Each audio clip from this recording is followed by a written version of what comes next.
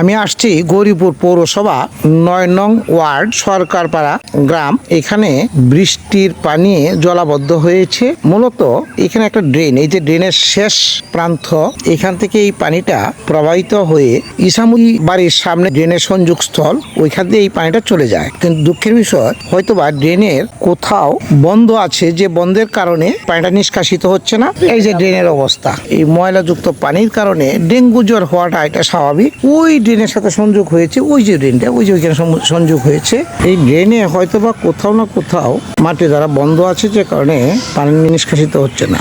এই সেই ড্রেন, যে এখানে পানি নাই, তাহলে অবশ্যই ওই যে ৩ তলার সামনে কোথাও না কোথাও মাটি দ্বারাই হোক বা যে কোনোভাবেই হোক বন্ধ হয়েছে। এটা নিষ্কাশন করা একান্ত প্রয়োজন, তাহলে সেই জলাবদ্ধতা থাকবে না। সুতরাং পানি নিষ্কাশনের সুব্যবস্থা করাটা একান্ত জরুরি। সুতরাং পৌর কর্তৃপক্ষের সদয় দৃষ্টি কামনা করছি।